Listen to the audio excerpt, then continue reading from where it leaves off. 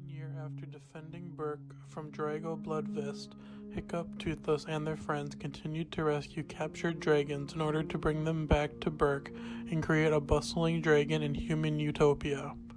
Unfortunately, their efforts have also resulted in the island becoming severely overpopulated with dragons.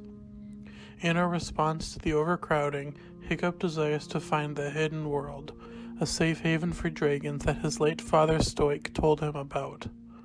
During lunch at the Great Hall at Berk, Gobber pressures Hiccup and Astrid to tie the knot and get married and start ruling Berk as a royal couple, which Astrid feels a little awkward. Meanwhile, a white fury dragon, held captive by warlords, is given to infamous dragon hunter Grimmel the Grizzly as bait for him to capture Toothless for the warlords' use as an alpha. Toothless discovers the White Fury, dubbed a Light Fury by Astrid, in the woods, and the two quickly become enchanted with each other until the Light Fury, sensing Hiccup's nearby presence, flees. Hiccup and Toughnut later discover Grimmel's dragon traps in the area. Grimmel visits Hiccup that night, revealing that he hunted and killed all the Night Furies except Toothless, but Hiccup has prepared an ambush to capture him.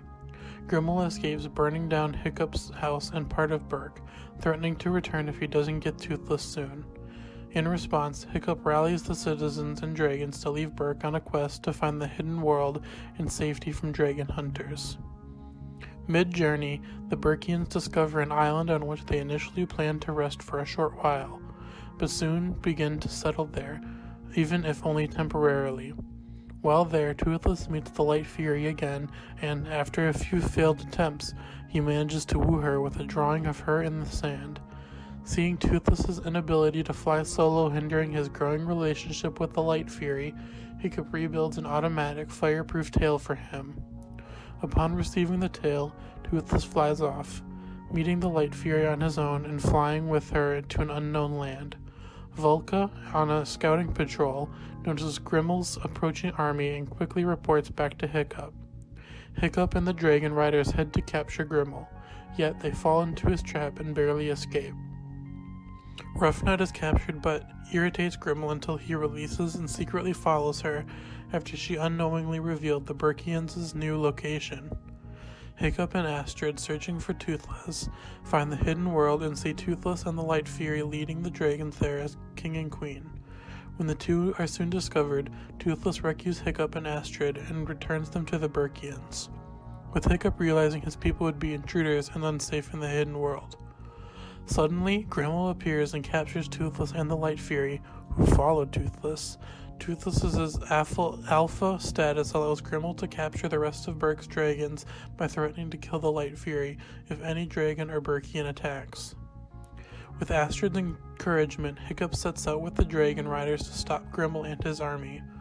Gliding on wingsuits, they catch Grimmel's army off guard, igniting a battle.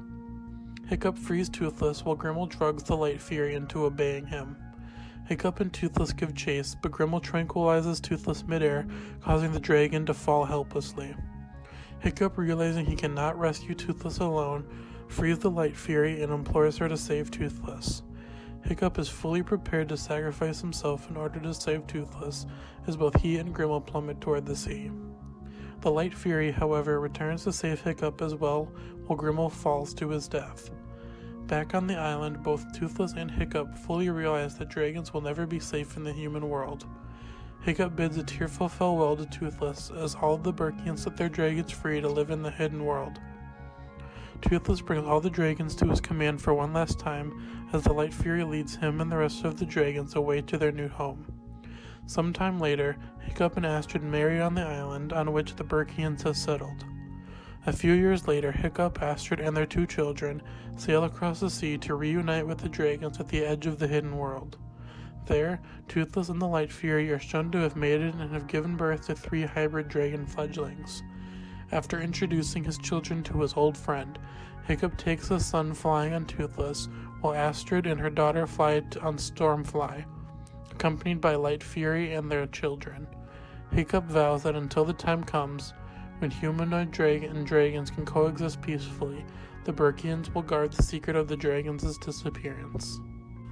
As you can see, in How to Train Your Dragon 3. American farm life in the 1930s is often established through referential meaning, and as you might expect, referential meaning plays a role within the film's overall form. Suppose that instead of having Hiccup live in flat, spare, rural Burke, the film made Hiccup a child living in a posh section of Beverly Hills. When he got to the hidden world, the contrast between the crowded opulence of the hidden world and his home would not have been nearly as sharp. Here, the referential meanings of Burke and the Great Depression play a definite role in the overall contrast of setting that the film's form creates.